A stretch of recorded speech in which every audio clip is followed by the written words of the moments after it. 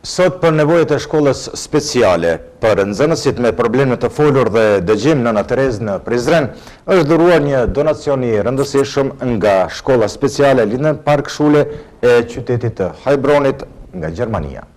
Për të sjellur këtë donacion nga Gjermania ishte angazhuar edhe zëvendës konsuli i ambasadës së Kosovës në Gjermani Ymer Ladrovci, i cili tha se vlera e këtij donacioni kap shumën e rreth 25.000 eurove, ndërkaq që është me rëndësi që së shpejti të vendosen marrëdhënie bashkëpunimi ndërmjet shkollës speciale në Prizren dhe asaj të Heilbronit. Jashtë zakonisht të rëndësishëm këtë donacion e vlerësoi edhe drejtori i shkollës në Terezë në Prizren, i cili tha se aparatura dhuruar sot përkon me nevojat dhe angazhimet që ky institucion të jetë më bashkëkohor dhe se lidhja e urave të bashkëpunimit me institucione të ngjashme jashtë vendit e mundëson një objektiv tonin, tha ai.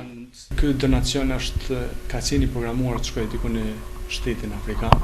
por ideja për të ardhur në Prizren ka qenë e zotit Fudeli Rama, i cili është punëtor në shkollën Linden Park Shule, po sigurisht që edhe drejtoresha zonja Kristina Shtypler, një proshqiptare e madhe, nuk ka hezituar as pak që ky donacion të vijë në Prizren. Ky donacion është prej para 5 vite, është nga shkolla Linden Park Shule në Heilbronit, e cila ka shumën rreth 93.000 euro. Me aq sa mund kanë njoftuar ose më kanë prezantuar në takimin që kanë pasur në këtë shkollë, që kanë vizituar dhe kanë pa gjithë ambientin e kësaj shkolle, ky donacion ka shumën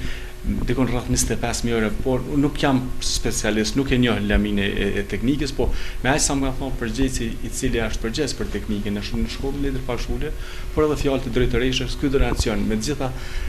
aparaturën për cilësi është dikon rreth 25.000 euro. Iniciatori i këtij aktiviteti të rëndësishëm, Fudeli Rama, një bashkëdhetar i cili punon në shkollën Linden Park të Heilbronit, para mësimdhënësve të këtij institucioni në Prizren, sqaroi se si bëhet përdorimi i aparateve për të përvetësuar mësimin nxënësit. Do të jenë shumë të nevojshme dhe shumë të arsyeshme, sepse edhe ne po mëtojmë që të ecim krahas shkollave të Evropës në arritjen e cilësisë së nxënësve në këtë drejtim, pasi kjo aparaturë që tash e pam është goxha shumë e sofistikuar dhe ju jep mundësi nxënësve që nga ai i folur gestikulativ të ketë mundësinë të dëgjojnë arsimtarët, përmes të cilëve do thoja unë do të marrin njohuri më të mëdha